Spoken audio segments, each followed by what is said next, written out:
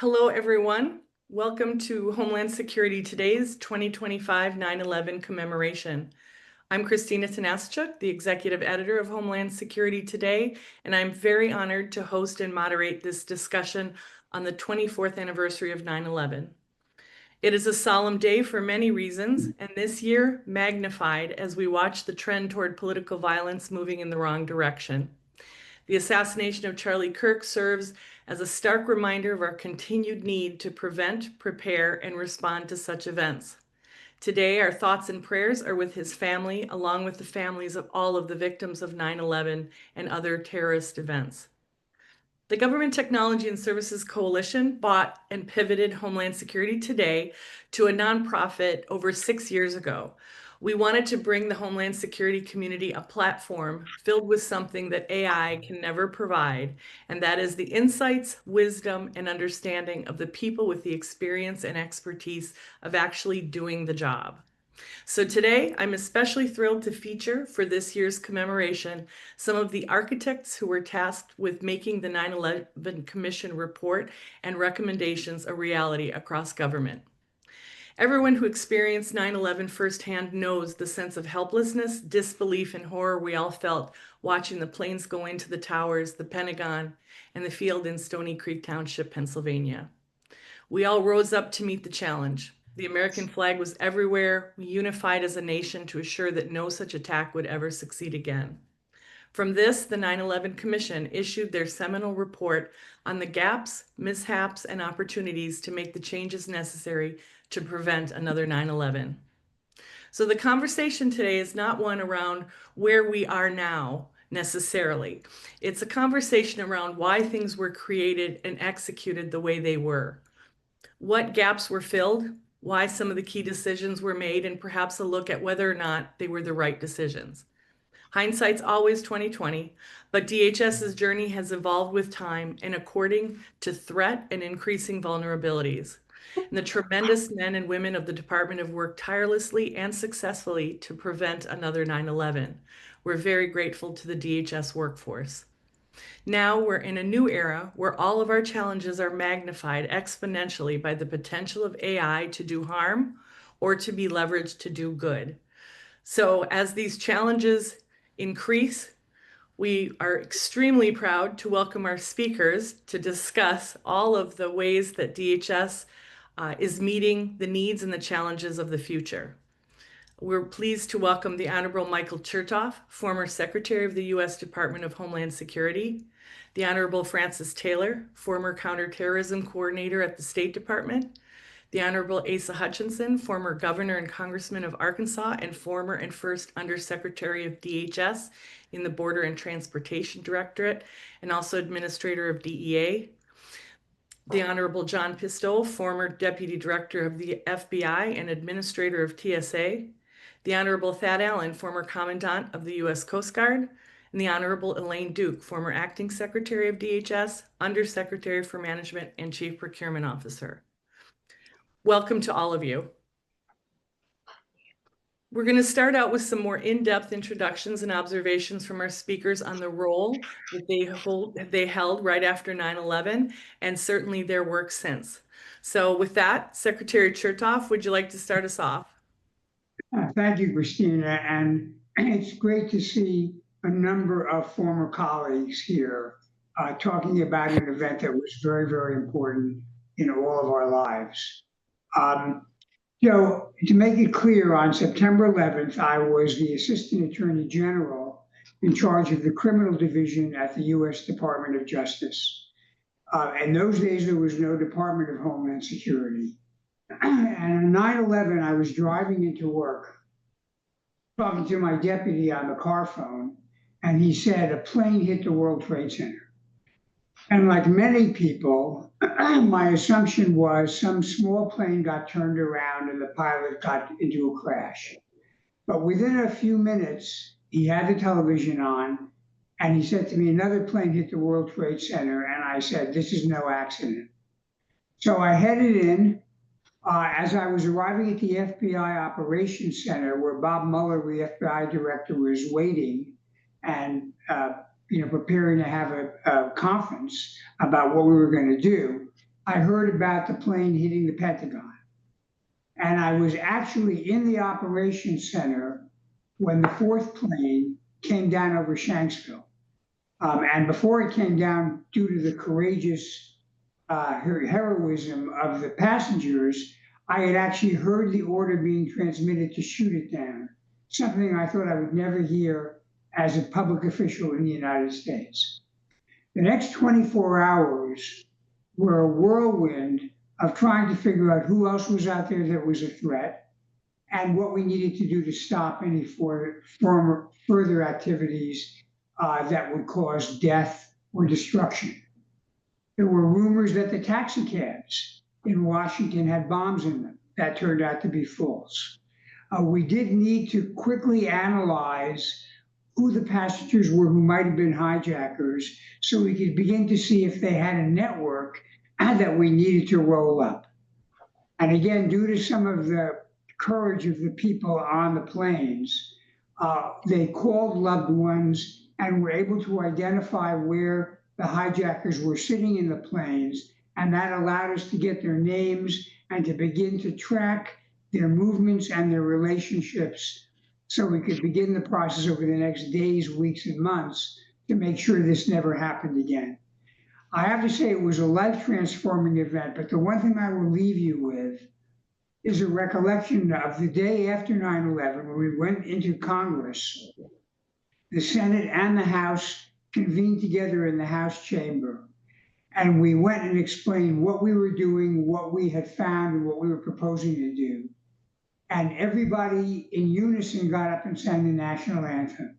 And that sense of unity of effort and commonality was something that was the best of America and something I will always remember.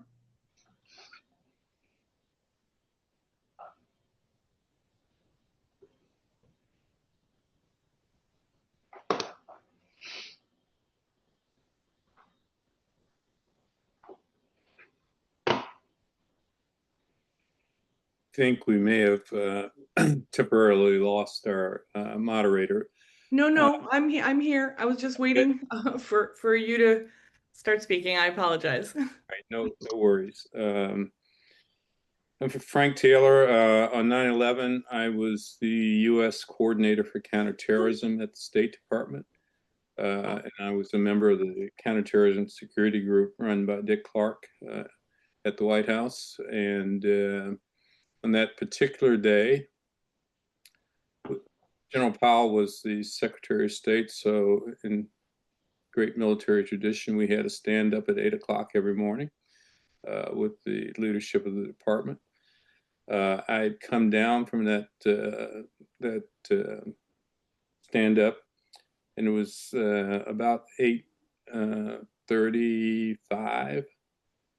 And at 8:46, I got a call from Rich Armitage, who was the deputy secretary, and said, Frank, an airplane has hit the World Trade Center. And thinking similarly to Secretary Chertoff, I thought it'd be a small plane, not what was actually occurring.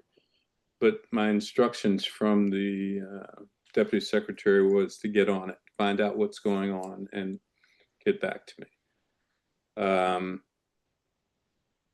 After that, Dick Clark called a civets for the CSG, and most of the deputy secretaries or secretaries of departments were on that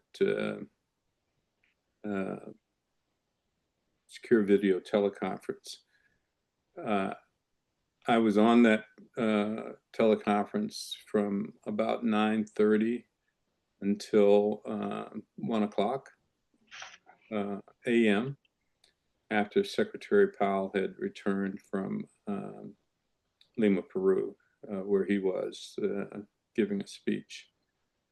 I led the State Department task force that was tasked by the CSG to connect with our foreign partners in the UN and begin the process, the diplomatic process of gaining support for our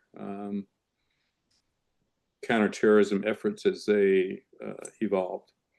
And one of the things that I was responsible for as a coordinator was to prepare a briefing for NATO on what had happened. And that happened on the 19th of September. And I was called back to NATO on October the 5th. And really the important thing for me was I went to the FBI Operations Center, and Director Mueller opened everything he had on the case to that time. And I was able to take any information that was necessary to put together the briefing. And my FBI liaison person and I put that briefing together, and we flew to Brussels and briefed the North Atlantic Council on October the 5th. And that's the first invocation of the Washington Treaty, Article 5. And NATO was with us in our fight the entire time. I'll stop there. Governor Hutchinson. Thank you, and I'll share the comments of Secretary Chertoff. It's great to be with so many of my colleagues, but also for those that are listening that just lived through 9/11 itself and was part of our response as a nation. As was Secretary Chertoff, I was in the Department of Justice on 9/11. I had left Congress 1 month before, confirmed by the United States Senate as administrator of the DEA, and it was 1 month before the 9/11 attack. So I'd been there 1 month. And at that time, I was actually in Albuquerque, New Mexico, debating Governor Gary Johnson on drug policy. And yes, I was opposed to the legalization back then. And we debated it at the University of New Mexico. Of course, the next morning, as I was fixing to take a commercial flight back to Washington, D.C., the planes hit the World Trade Center. We all watched it. And of course, all the commercial aircraft was held on the ground. The Department of Justice wanted me back. And so they sent a military aircraft to get me. It was one of the loneliest flights I've ever taken. And we actually refueled in Little Rock, Arkansas to get back. And I made a call to the Operations Center. And it was then that I learned that Barbara Olson, part of the Justice Department family, the wife of Ted Olson, who I was with on the Sunday before, was in the plane and made a call actually to Ted that was transferred to the Operations Center, where we got important information. When I got back to DEA headquarters, of course, the DEA headquarters is across the street from the Pentagon. And had you been in my office, you would have seen, as many did that day, the plane go into the Pentagon. And we had to relocate our operations center because of the damage to the building, as well as for operational safety. We had two missions immediately. First of all, we tried to gather intelligence because, just like everyone else, we thought another attack was imminent. And so we, instead of using drug informants, we interviewed them for any terrorist information. So we shifted gears. And then secondly, all of our planes were out of the skies. I mean, commercial traffic was halted. The air marshal program had been demolished, and the president was not going to put those planes back in the air without air marshals. And they asked for volunteers. I put out a call to DEA agents. Over 400 volunteered. And let me tell you, the DEA agents are very well trained for that kind of close fire, if necessary, in an aircraft. And so the DEA responded and helped get the aircraft, the commercial aircraft, back in the air, volunteering as air marshals. And then, of course, after that, I'll never forget the meeting on Sunday with the Attorney General, the Sunday after the attack. And that is whenever the leadership of the Department of Justice was there. Attorney General Ashcroft comes in, and says the President of the United States just tapped me on the shoulder and said, John, don't let this happen to America again. He shared that intensity and that moment with us, demanded a great deal in everything, and said, we've got to sacrifice, as all Americans do, to make sure we are safe. And that's where it shifted, of course, from simply a prosecution model to a prevention model that we all engaged in. So I'll leave it there on that day of 9/11. Obviously, I was later called over to the Department of Homeland Security, and the setup of that new organization was one of the most dramatic changes in federal structure since the Pentagon was created. And as others have shared, I recall one thing, and that is the unity, not just in America, but of our friends and allies in Europe and across the oceans that stood with the United States of America. It was a unity moment, not just for our country, but also for the civilized world. And I am John Pistol, the recently retired president of Anderson University in Anderson, Indiana, preceded by my 4.5 years at TSA as administrator, and then the almost 27 years at the FBI. So on 9/11, I had I was in upstate New York, in Syracuse, New York, actually, on part of what's called the FBI inspection staff, which does audits and inspections of other FBI offices and other entities in certain respects. I'd just been with the local media there in Syracuse and was just arriving at the U.S.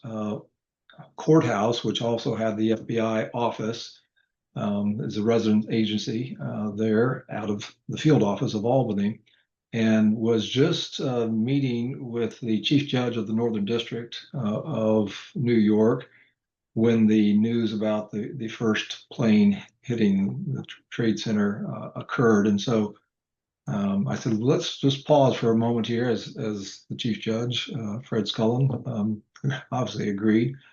And so we watched just for a few moments, and then I said, let's reschedule this, because the FBI office was just upstairs, same building. And so I went up there and then watched, along with millions of others, as a second plane hit, and then the unfolding tragedy of that day. And as the 9/11 Commission later said, one of the key issues was a failure of imagination, and just the challenges.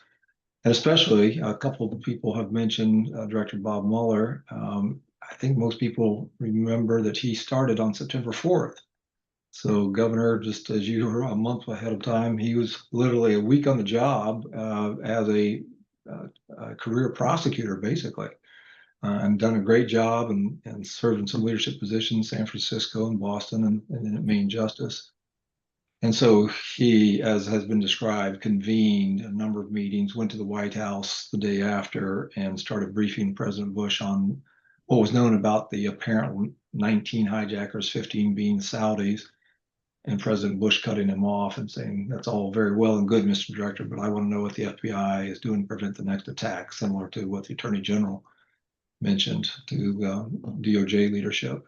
And so that started a new journey for all of us, and for many people. And again, my deepest condolences to those who are still suffering loss, and the tragic shooting yesterday, Charlie Kirk. The last thing I would leave it with is, in addition to the phrase, this changes everything, in terms of how we go about living and identifying and not only anticipating, but preventing terrorist attacks, which became the FBI's reason for existence.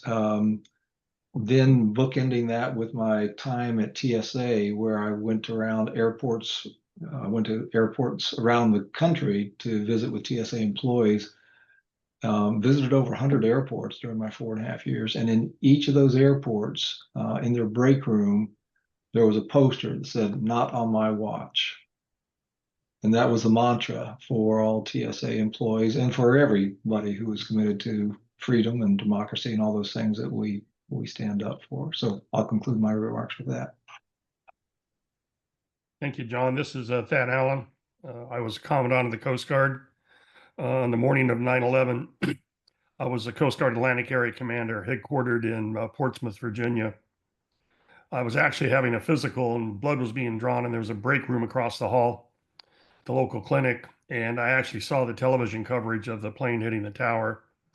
Immediately returned to the office, and we took a couple of immediate actions regarding the Coast Guard's role in all of this. We closed the port of New York. We closed the port of Boston because the planes had taken out of there. And we closed the Potomac River north of the Woodrow Wilson Bridge. We deployed small boats from local Coast Guard units to the Potomac River to enforce the closure. We diverted cutters that were underway off the major ports of the East Coast. And something I never thought I would see in my life, we stationed a cutter off the tip of Manhattan by the Statue of Liberty with its guns uncovered, a sight I thought I would never see. At the same time, we started mobilizing all the Coast Guard units up and down the coast because, as was previously stated, it was hard to tell whether or not this was the first strike and there would be other strikes and whether or not it would involve ports and harbors. At the same time, there were a number of waterway conveyances available in New York, the ferry systems and the other boats that were there. And the local Coast Guard commander in New York basically created a flotilla out of the available boats and started moving people off lower Manhattan. By the time the operation was over, we estimate we evacuated about 500,000 people, either to Brooklyn, Staten Island, or New Jersey. And then about 3 days later, I was authorized to get in an airplane and fly up to Newark so I could go to ground zero. We had placed a Coast Guard buoy tender as close as we could to the World Trade Center to resupply the efforts down there. It was impossible to drive supply trucks in with all the debris on the ground. It was breaking tires and everything. So we established a maritime lifeline for food, water, and other supplies to help the first responders. Leaping forward, I left the Atlantic Area Command later that year and became the Chief of Staff of the Coast Guard. And after the passage of the Homeland Security Act, I was designated as the transition executive for the Coast Guard, working for the Commandant at the time, to manage our transition from the Department of Transportation into the Department of Homeland Security. And I spent about 3 or 4 months doing that, working with the folks that are on the call here today and trying to put together the organizational structure to help the department get up and moving.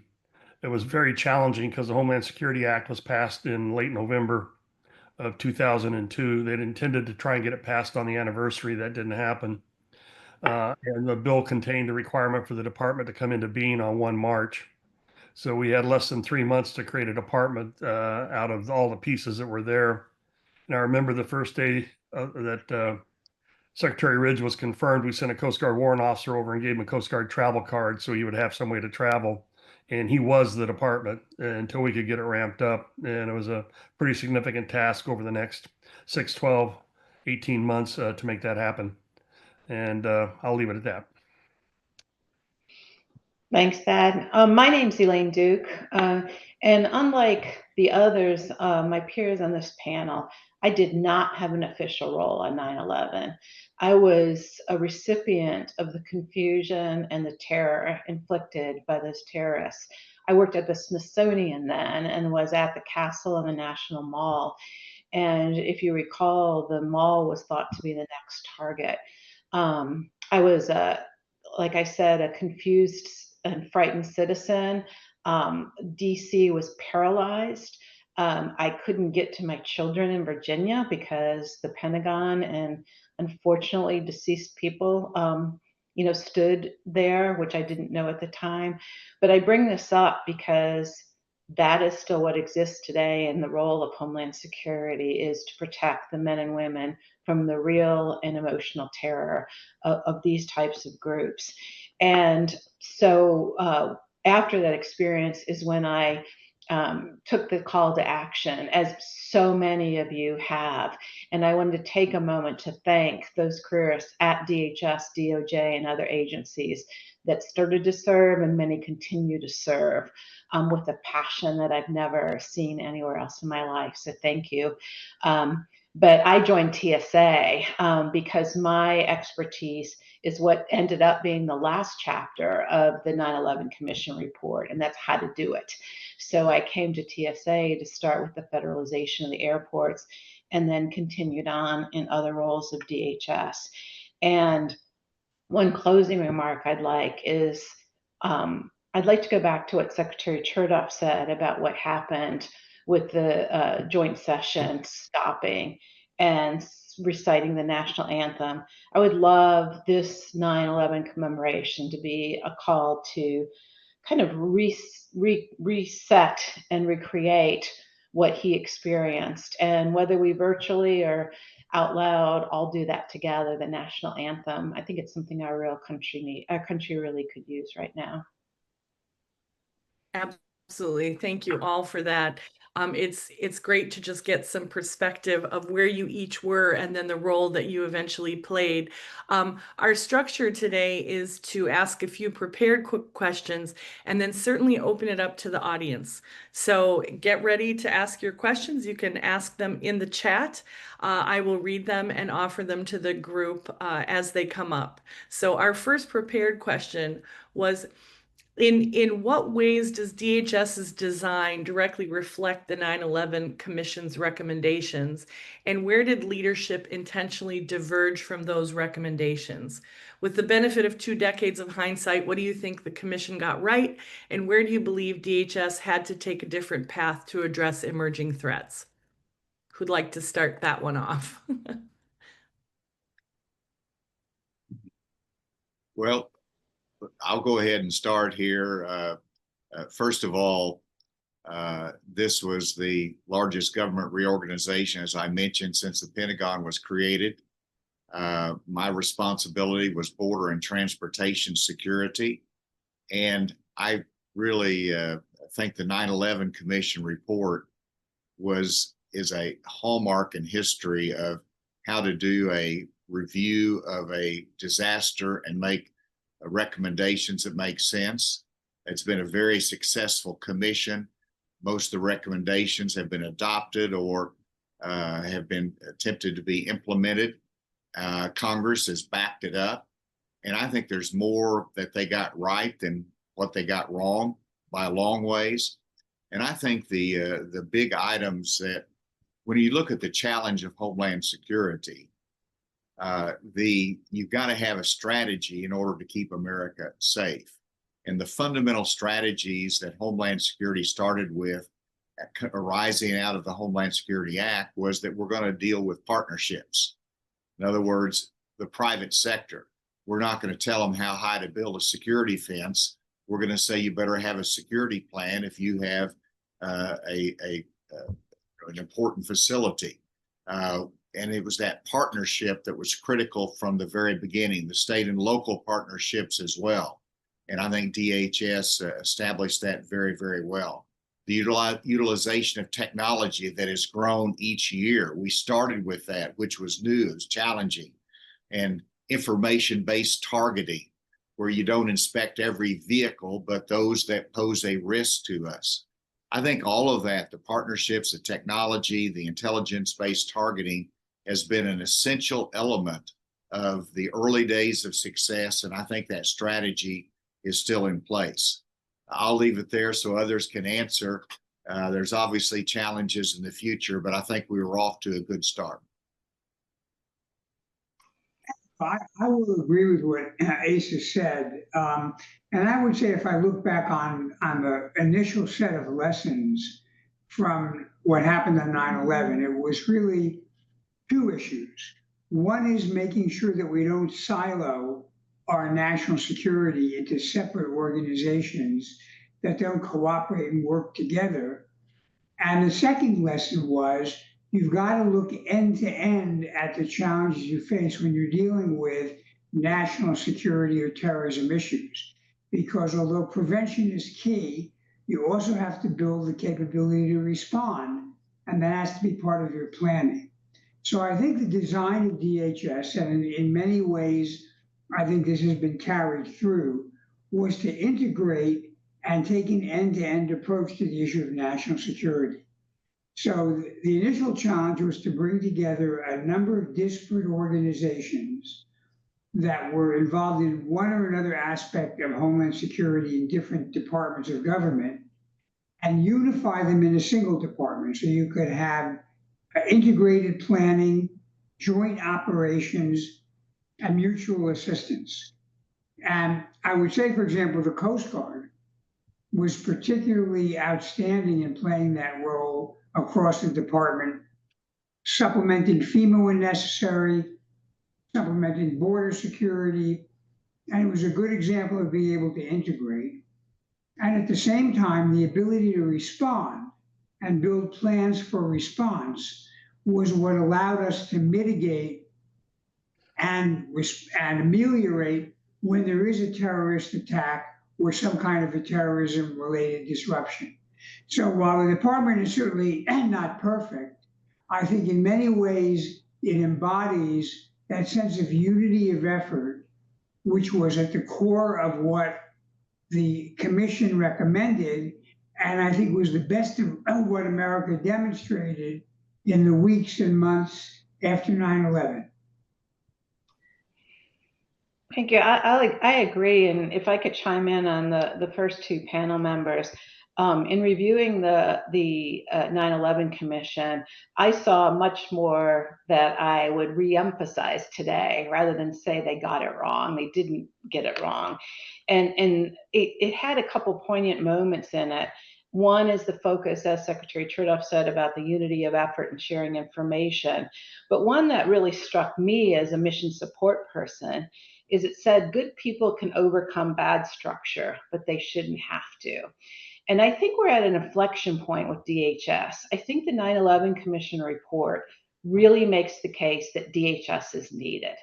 It has had some maturation problems for a couple reasons. One of it became operational immediately. And so it never has had those pause points to say, what should DHS headquarters role be?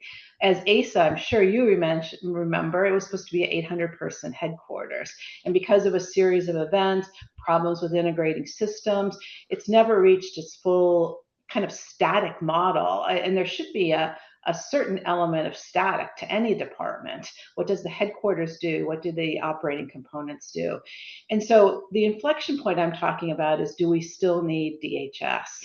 And I believe we still do need DHS. It's demonstrated by the 9/11 report, whose threats that drove it still exist. But we do need to take the time to do the maturation that would make it an even better department. Yeah, one other angle on this, as I served my tour in the Coast Guard and then went to work in the private sector, we've gone into an era where we have a lot of threats that are agnostic to physical borders. And the terminology I like to use in talking about it in the last decade or so is that we have a physical border, we have a functional border. The integration of information and the querying of data associated with people and cargo and all that kind of stuff has been discussed, because many of the threats we face are not susceptible for physical inspection at a port of entry and a border.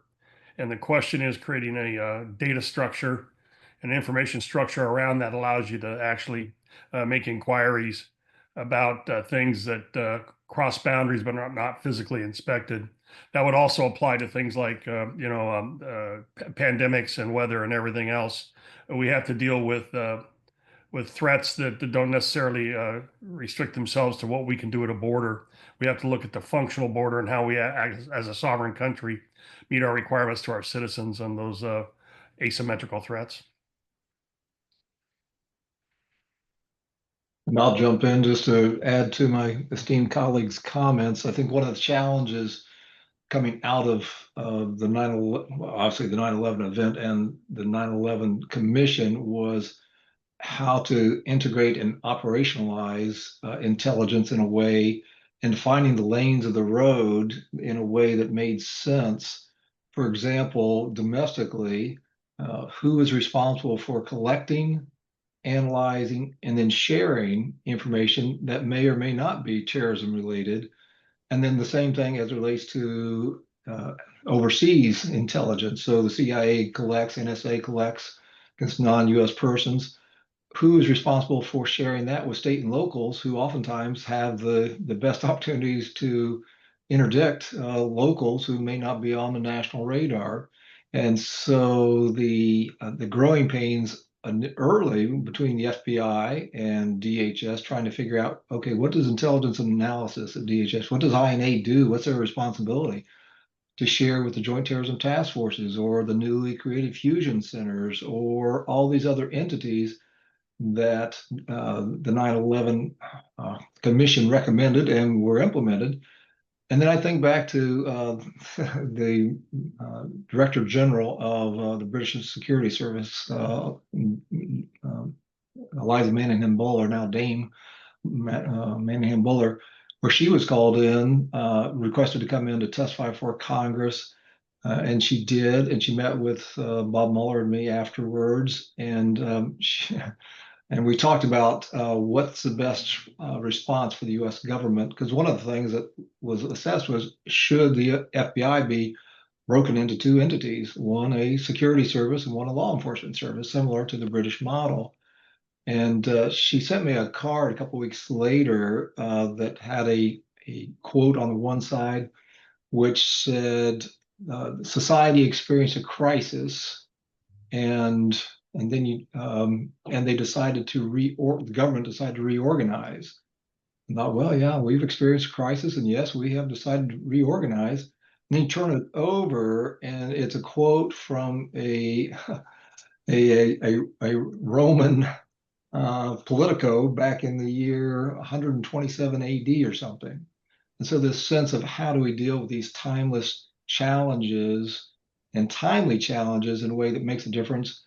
And so my final verdict, if you will, on what the 9/11 Commission recommended is, in terms of creating DHS, the results speaks for themselves in terms of no major terrorist attack on US soil, a number of smaller, still tragic events, and like the shooting yesterday, recent shooting, Charlie Kirk, those things happen, but we live in a very complex time and space. And so I think that 9/11 Commission was right, and DHS still needs to mature, as Elaine mentioned, but we're moving in the right direction. I just like to add to John's perspective. It was good people implementing good ideas, but trying to fight through past structures that were different. And change is always different, difficult in government. And I think DHS has, over the years, been pretty effective in implementing the 9/11 Commission recommendations, but a lot of that was based upon professionalism of the folks that were charged with doing that. And folks who were asked to do things that they had never done before or hadn't been in their DNA before, that now became a part of their DNA. And my example of Bob Mueller, once he stood up his operations center after the event, was, whatever you need, you come and get it. And that was the spirit that I saw across the entire government. Let's break these stovepipes. Let's make sure we integrate. Let's make sure we talk to each other, and that we talk to the American people in a singular voice about what the threats are, how they're manifesting, and what we're doing to support them. Excellent. Thank you so much for that. Looking ahead, what core elements of the DHS framework, and some of you have touched on some of it already, but whether it intelligence fusion centers, border security, aviation security, cyber, What are most critical to preserve and strengthen? And which areas do you believe require urgent modernization to ensure DHS continues to adapt and evolve to threats like cyber warfare, disinformation, or domestic violent extremists?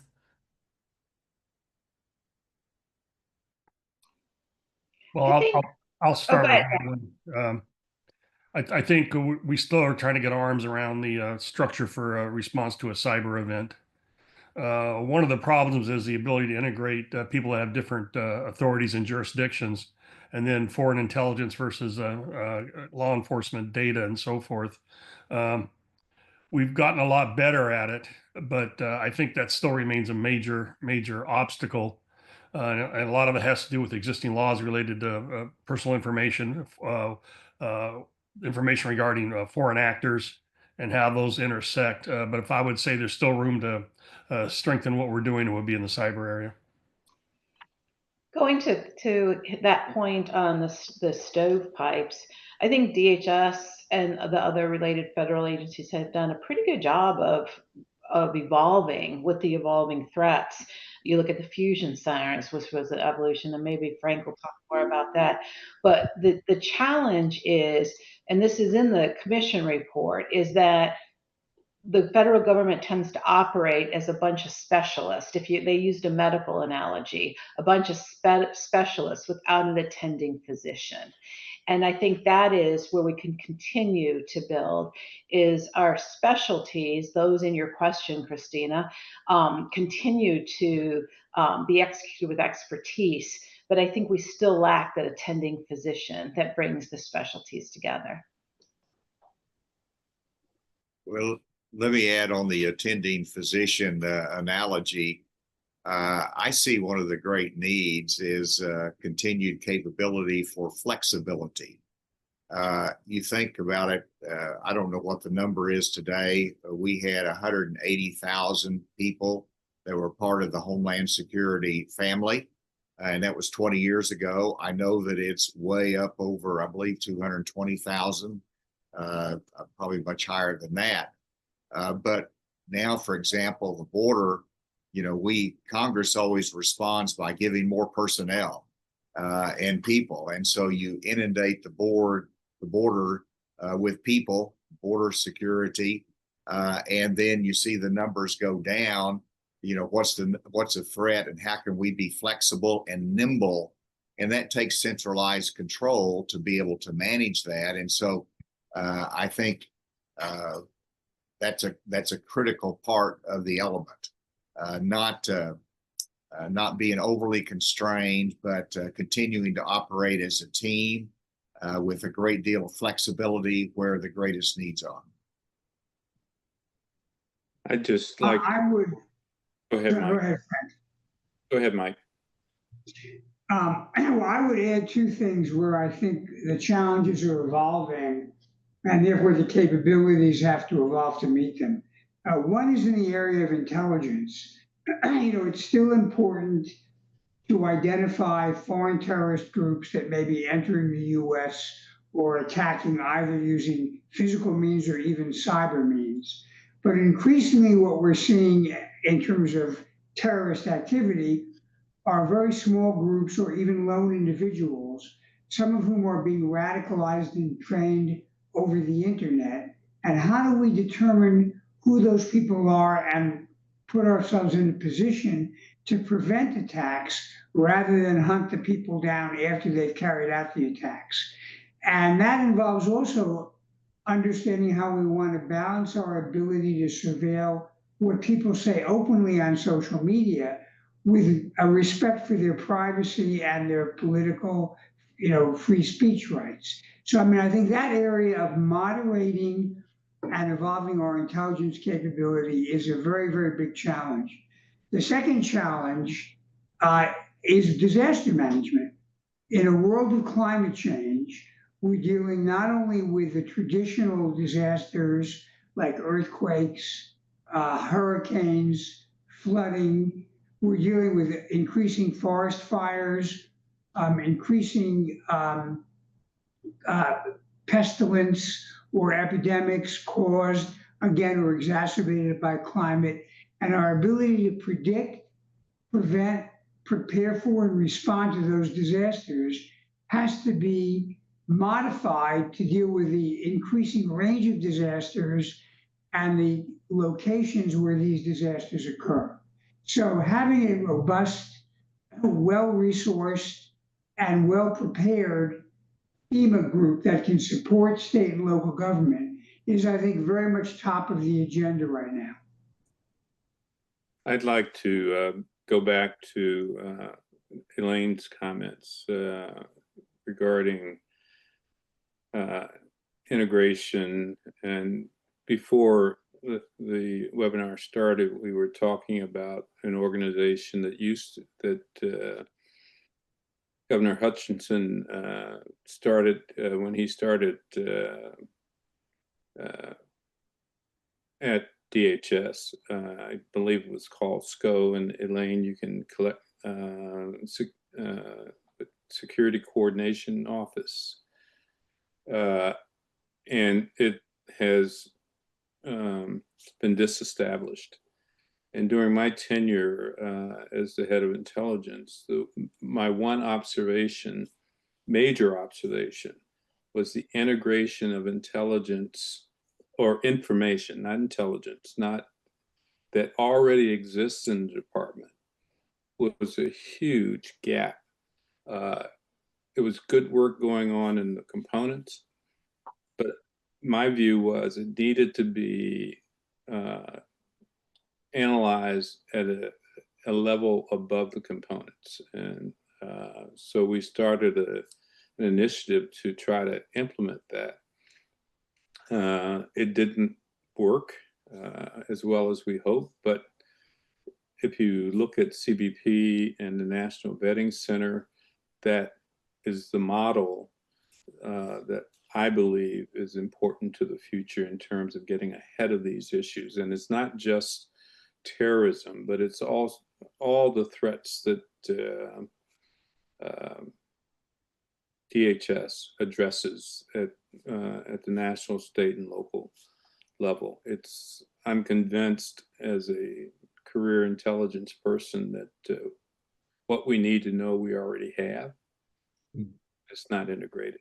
And without integration, it's disparate information, but not the information you need to make decisions. And I would just add to my, again, esteemed colleagues' well-informed comments. And Christina, congratulations again to you for getting this panel together. It is a terrific lineup that I'm honored to be part of. I think, as all your viewers know, that of course there was no TSA on 9/11, created afterwards, and even before the Homeland Security, hiring 50,000 people, beginning in the late fall of 2001 over the next summer of 2002. And one of the challenges was there were federal air marshals. So on 9/11, there were about 33 federal air marshals. So that was one of the issues, just that dynamic tactical threat.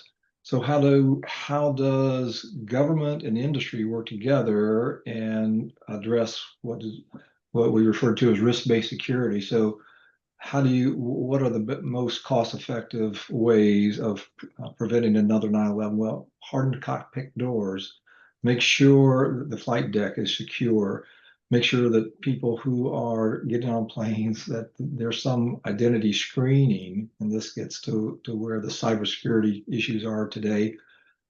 Significant inroads and progress in that regard. And one of the things that we at the FBI were dealing with was how do we aggressively investigate threats? Because the threats were coming in. Everybody's heard of the threat matrix, and as Mike and others would come in the morning intel briefings at FBI headquarters there in SIOC before the Attorney General and Director go brief at the White House, there were dozens, if not 100 items in the threat matrix every day. And Frank dealt with this every day, separating the wheat from the chaff. And I was in Chicago, just came back yesterday. I spoke at an airline pilots conference.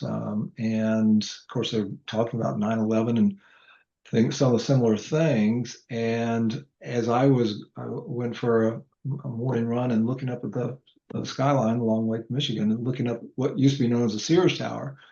Mike recalls and oversaw a prosecution of a group that wanted to bring down the Sears Tower, not with a plane, but with good old-fashioned explosives and other things.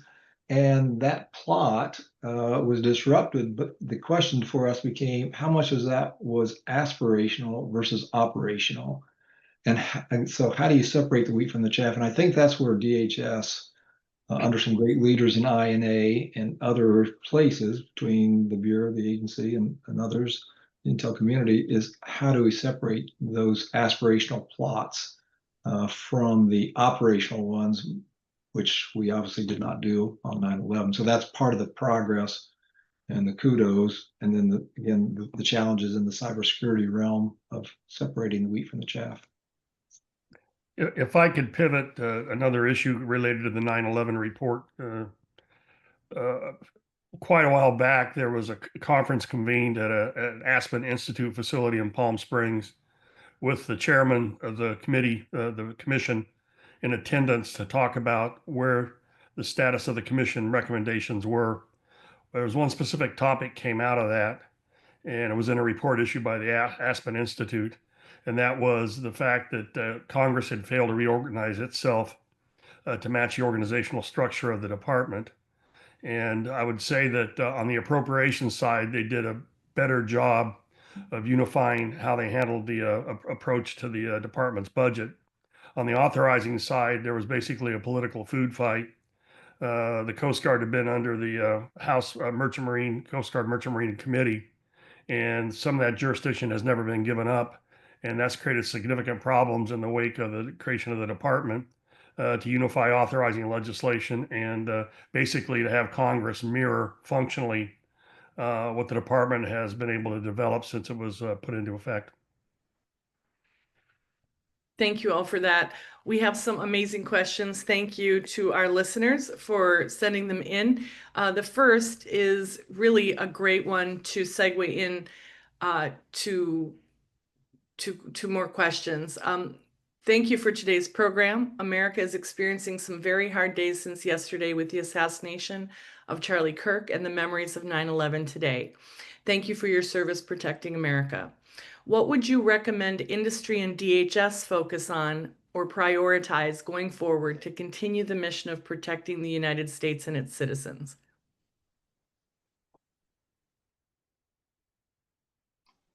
One of the things I would recommend is something that is actually in the commission report, and we've made tremendous strides, but still have more to do, and that's the data sharing and the data integration. I think that's the absolute key, and there's so many new technologies. We're kind of encumbered by, I think it was that or someone mentioned, encumbered by the legacy. You know, we inherited all these systems that are disparate and non-communicative, but I think we have to focus on that at the core level, is the data sharing. That has to be done both from the systems level, from the cultural level, and from the policy, regulation, statute level. I think all three of those could be improved even more to enhance that. I would agree with Elaine. There are fewer technological barriers to combining this information and doing things with it, especially with the evolution of data centers and artificial intelligence. Certainly something that should be seized on going forward. Let me add a balanced or a different perspective on that. I agree completely. The data sharing, the cooperation is essential. The collection of intelligence information, we have access to more now than ever. What I think Congress did well was really the balance. The mandate to Homeland Security was to stop a terrorist attack, but do so in a way that's consistent with the protection of civil liberties and the flow of commerce. What balanced language. And then, you know, for Congress to require Homeland Security to have an Office of Civil Liberties and Privacy.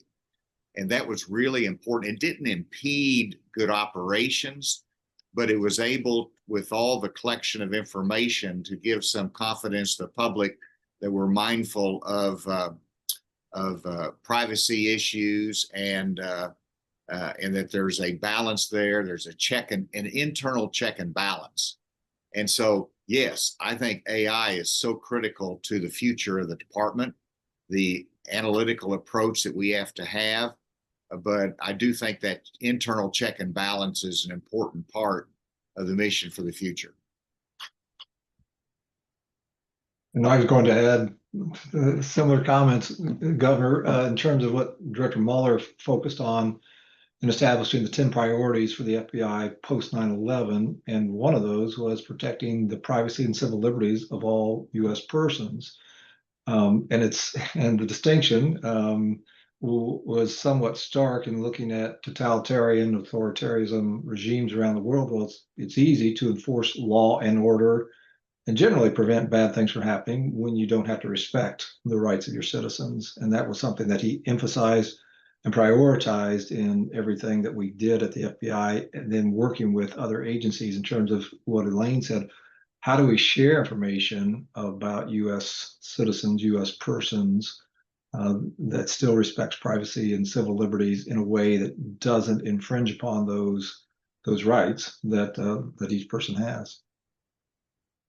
I think it's also important to emphasize that partnerships at every level expand the capacity of our government to protect ourselves. I was the Vice President and Chief Security Officer for the General Electric Company for 8 years. And the partnership we had with the US government around threats around the world was very important to us as we protected our business and our employees, but more important, provided perspective for our government partners as information we learned, we would share threat information we learned, we would share with our government partners. And much of that threat information was not stuff that the agency or NSA would see, but it involved employees doing things that employees shouldn't be doing that we thought our government needed to know. So partnerships go both ways in terms of expanding capacity, but also having many more listening posts. And that's a very, very important part of what DHS does going forward. Excellent. Thank you. Our next question is, what 9/11 lessons should the rest of the world learn from and practice?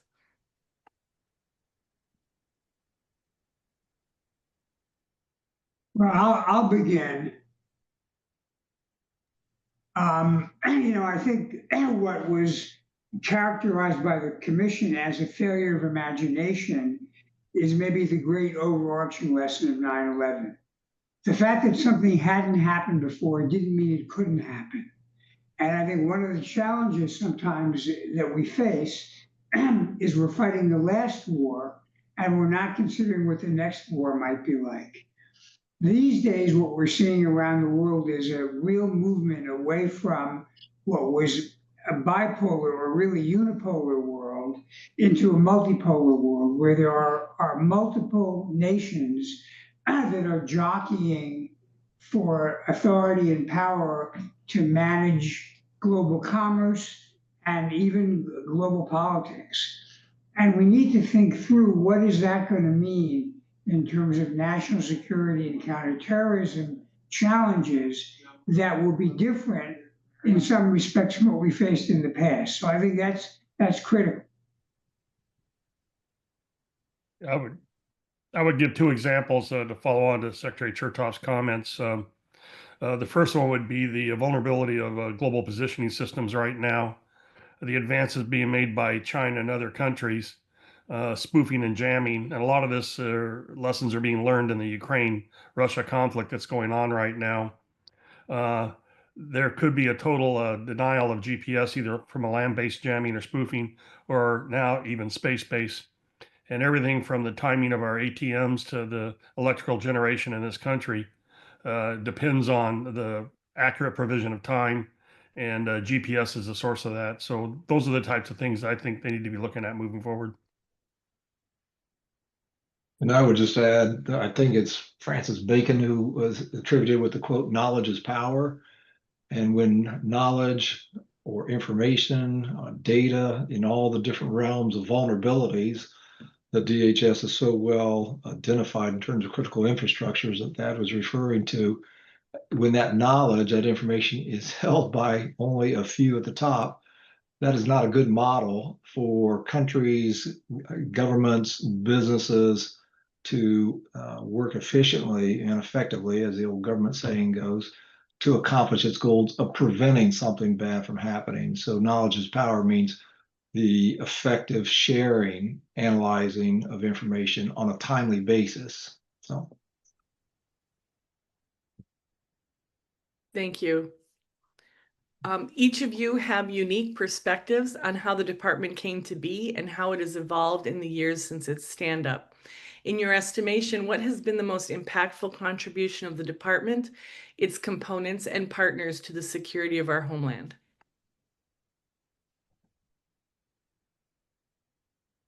Well, as I think someone said earlier, the fact that we've not had an attack successfully against the U.S.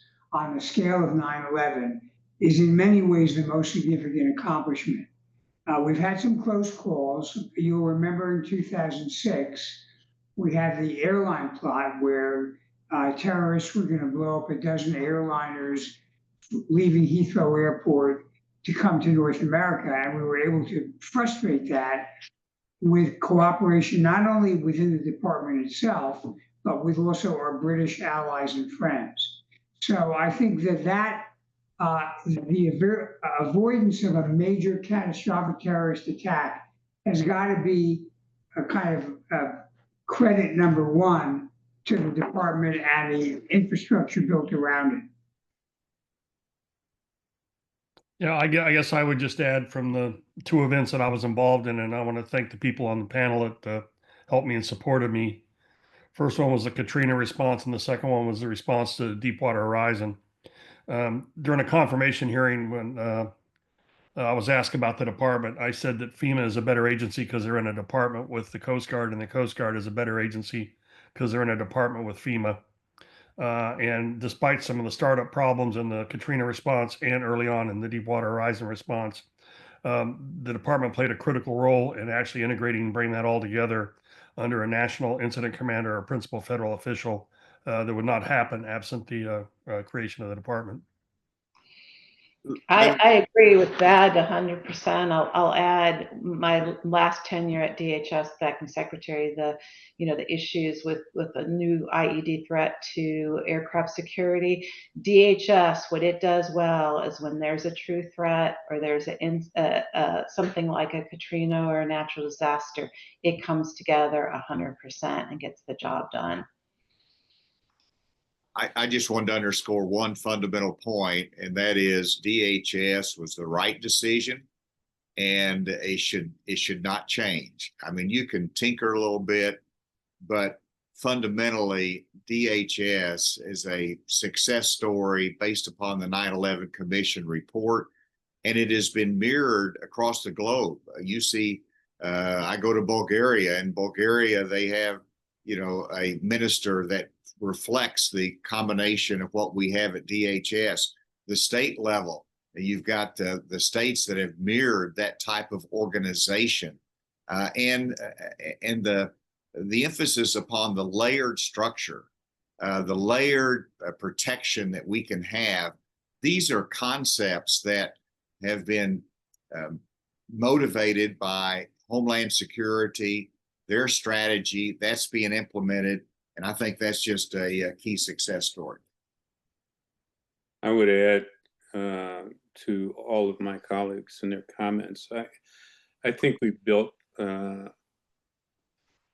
processes and procedures and the connections that continue to give value back to the country in terms of our sharing of information, data with our state and local partners. John, I think you had left the FBI when San Bernardino happened in 2015, but we had with the FBI, with INA, a call with 1,500 people on it just after that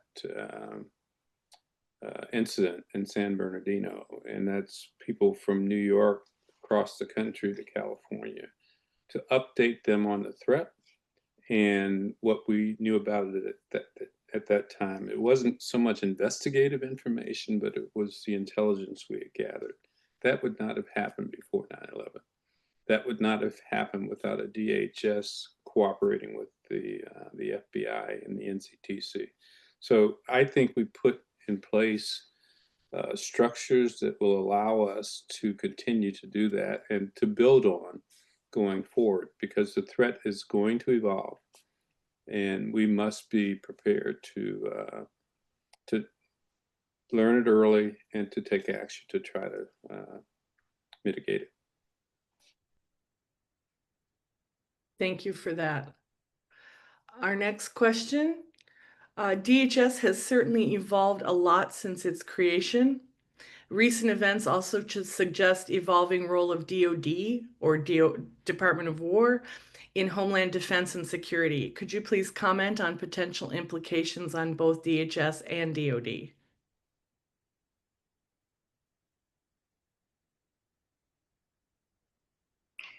In the early days of my involvement, there was a very distinct line between Homeland Security and national defense.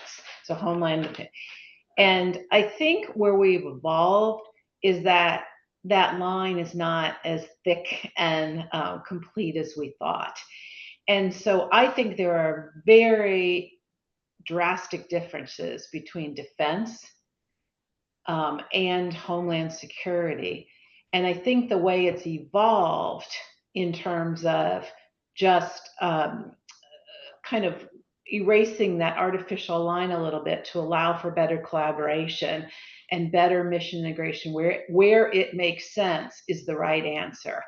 I do not think they're the same, and I think going too much to the extreme of combining them would, I think, go so far that it would hurt the effectiveness of both mission sets. So I think the answer is continuing to recognize the touch points between defense and Homeland Security, but not go as far as a complete combining of distinct missions.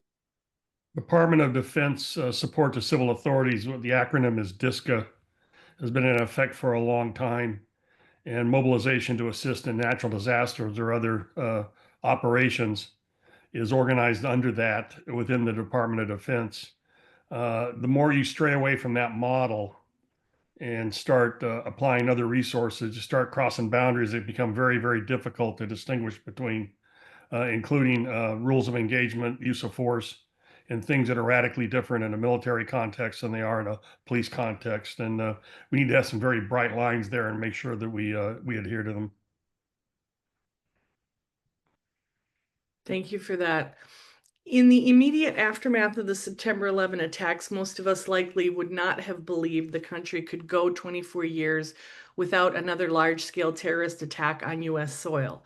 Yet, remarkably, that has been the case. What factors or strategies have contributed to this long period of security, and what lessons can we draw from them for the future?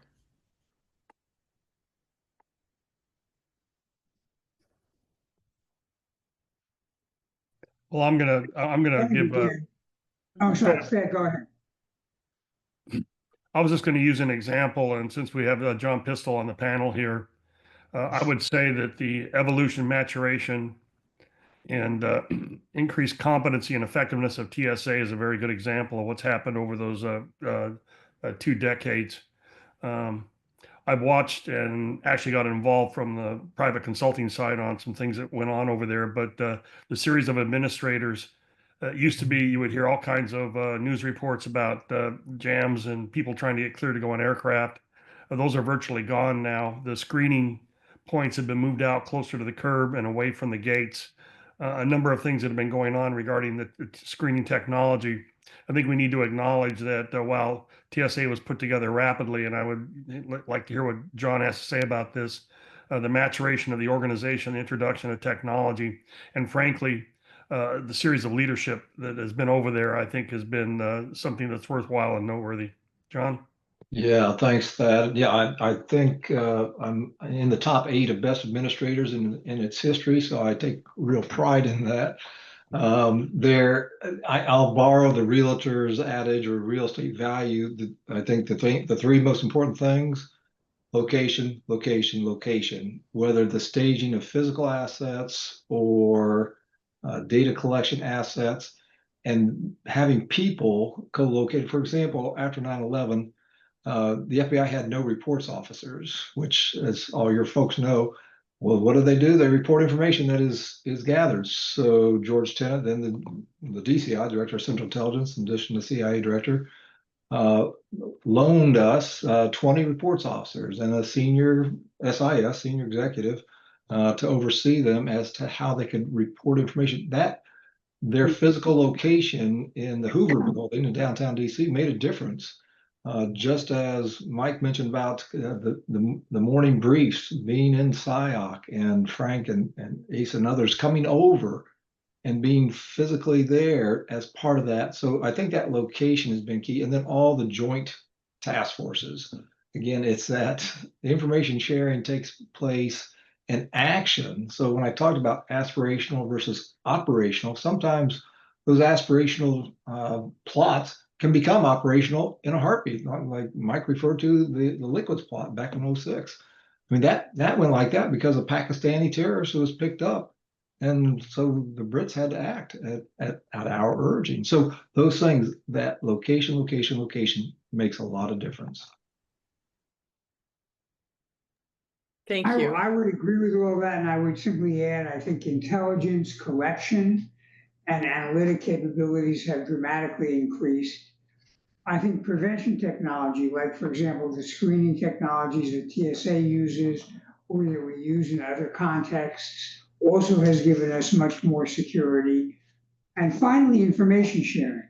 And we're much better at sharing information between federal, state, and local authorities, and also with our allies overseas, like the British or the Australians or the Canadians. So all of these things have given us better situational awareness and the ability to prevent in a faster tempo than would have been the case prior to 9/11.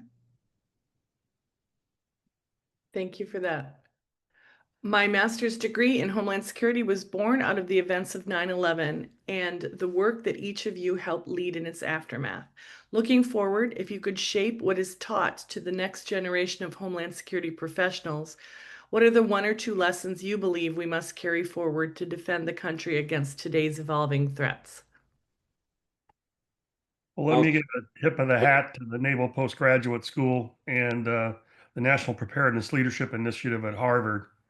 The postgraduate school offers a master's. The National Preparedness Leadership Initiative deals with a concept called meta leadership, and a lot of state, local, and federal leaders have gone through that program at Harvard. And I think both of them are good indications. One of them is a formal educational process. The other one is building a cohort that addresses integration horizontally and vertically in the response to these incidents. And if you talk to the alumni that have been through these programs, they will all tell you that they're extraordinarily valuable, not only because of the information and the knowledge that you learn, but the pre-need relationships with other folks out there. So you have a cohort group that can quickly come together when you have an event. I would say the advice I would give is that you may become a specialist, which is important, but you can only do your job best if you understand the adjacent specialties and capabilities. So I would say that as you go through your education to, seek to understand the ecosystem in which you will operate, and that's the only way you can be most effective. And then my advice is to figure out how AI can be utilized in the right way and not cross the lines into violation of liberties and privacies. That's to me, whether it's industry or whether it's government, but particularly Homeland Security, you've got to figure out how AI is going to be applied. I'd like to associate myself with Elaine's comments. Leadership is about integration, and you can't integrate if you don't understand who else is on your team. And so I know probably at National Defense University, there's a class on leadership, as there are in all DoD education systems, but I think that's a core. Is how are you going to learn what your colleagues do and integrate that into how you think about what you do as you grow and grow the chain of to become a leader of organizations that are executing this. You can't do this job without partners. It's just too big of a job to do without partners. I've got two brief takeaways from my time as president of Anderson University, and it's a phrase that all of you have heard, I'm sure, but text without context is pretext. The idea that you can take anything out of context and prove your point is unfortunately true in the counterterrorism world, because if you take something out of context, it may or may not. So the context that you get your degree in, and then the other adage about that the FBI adopted before it was codified post 9/11 was share by rule, withhold by exception. So that idea that as a general rule, we're going to share everything we have that still protects privacy and civil liberties, and then withhold by exception. That was not that was not the practice of the FBI prior to 9/11, because it was all about prosecuting the bad guys and not necessarily preventing terrorist attacks. So those two things, text without context is pretext. And for example, at Anderson, we introduced cybersecurity, national security majors when I got there 10 years ago. And the cybersecurity is the fastest growing and one of the largest majors that we have, not me though. Which is just, I think, an indication of the times to go along with Ace's comment about watch out for AI, because we all might be avatars here that not actually talking, but they've cobbled together all of our talks and put together some responses here. So I can assure everyone that's not true, please. They're really here. I would simply add one lesson is reflects the old adage, you don't want to burn down the village in order to save it. The lesson is whatever we do to secure our homeland, to be sustainable, has to be consistent with and promote our values as a country. Absolutely. I think that's a great segue to our next question too, which is how can DHS effectively balance our security and our privacy, especially given the rise of AI, social media, and one's digital footprint and presence? If you can answer this one, you all set the course for America. I think it starts with integrating privacy and civil liberties organization into the process at all components to ensure that the actions we take, the decisions we make are consistent with protecting the privacy and civil liberties of our citizens. And my experience with privacy and civil liberties was very positive in terms of not interfering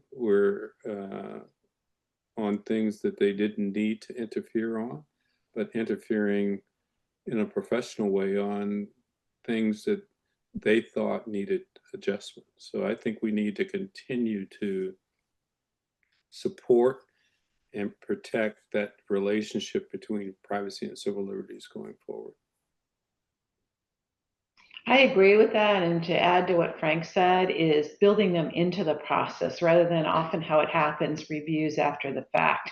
Because reviews after the fact with comments or recommended changes are not as effective as building in that necessary stakeholder input into the design.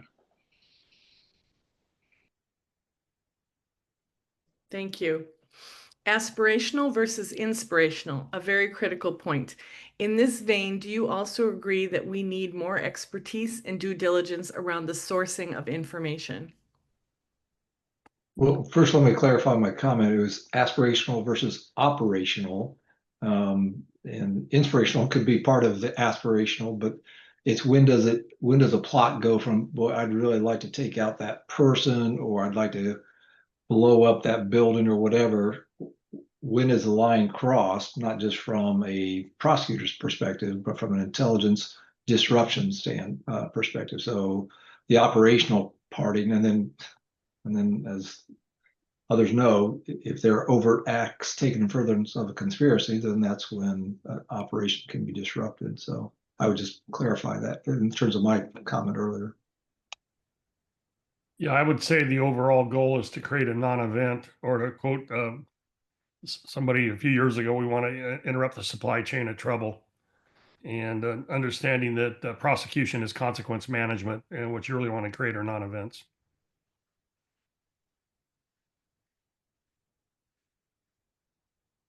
What do you think are the critical infrastructures DHS should be focused on protecting? How has this evolved from the early days compared to today? Well, I'll jump back in on cyber, and also the infrastructure and control of manufacturing, control systems. All of that is connected together with two things. One is pathways or attack surfaces for cybersecurity. And as I mentioned earlier, there's also an issue related to position navigation and timing and how these things are operated. In my view, that presents probably the greatest technical challenge moving forward. And what would denial of the ability to use GPS due to the infrastructure in this country? I would add, in addition to those factors, energy which increasingly is a critical issue in a whole lot of areas. And as we see the increase of artificial intelligence, the demand for energy is going to dramatically increase. And I think information systems. One of the major domains of conflict now is information conflict, or fighting over what the facts are and what the truth is. And the ability to preserve an honest and open information system, I think, is also a part of our critical infrastructure. Absolutely. We have one nice comment that I'd just like to read to all of you. It was wonderful to see some of the great minds in Homeland Security that I've been honored to have worked under and with directly. Thank you to all on the panel for being a North Star for those of us still working at DHS and other agencies and collaborating with our private sector partners on securing our nation from current and future cyber and physical security threats. Thought you'd just all like to hear that. Our next question, I think we have time for about two more. Following up on Admiral Allen's earlier remarks, does the failure of Congress to reorganize itself, where over 100 committees and subcommittees have some oversight over DHS, create a security vulnerability, as I believe an Atlantic Council report said a few years ago? And if so, what would it take to change the congressional oversight jurisdictional structure? Well, I'll just go back to the 9/11 Commission made a recommendation to align the congressional committee structure, so it supported unity of oversight, if you will, on the Hill for Homeland Security. And it's been recommended on a number of occasions that the number of committees be reduced, and that there be better unity of oversight from the Congress to the department. Maybe Asa haven't had some experience up there, would like to comment. Well, my comment is good luck on getting Congress to change in this environment, but hopefully they can, and it's important. And, you know, I'm sure Mike Chertoff ran into this as well, but, you know, in the early days of the creation of the Department of Homeland Security, the leadership was spending days and days and days. I think it was over 100 times we were up there on the Hill testifying, because there were so many multiple jurisdictions. And that is a security issue in and of itself, when senior leadership is not having time to focus on the mission Transparency is important. Communication with Congress is critically important. I don't want to diminish that, but organizing the committees in a better way would be an added level of security and accomplishing the mission of Homeland Security. Thank you so much for that. Let's see. I think we'll have to wrap up now, but we want to thank all of the participants for all of their excellent questions. We had about 5 left, actually, and I don't think you all can spend all day with us, but we'd love that. So what I will say as we wrap up this important conversation is to join us, please, tomorrow at hstoday.us to learn about Homeland's 50 Trailblazers. Annually on September 12th, Homeland Security Today looks to the people who are blazing trails to a more peaceful world and announces them and their work. So tomorrow, please join us for that ray of hope after our commemoration today. Thank you to our esteemed panelists for joining us. You all have done tremendous work to keep America safer, and we thank you for that, as well as for your precious time today. And thank you to all of our listeners and readers for the work that you do on behalf of the nation. On behalf of Homeland Security Today, I wish you a safe day, and thoughts of all of the families who were impacted by 9/11 and all those who work to make sure it never happens again. Thank you all very much. Here, here. Thank you.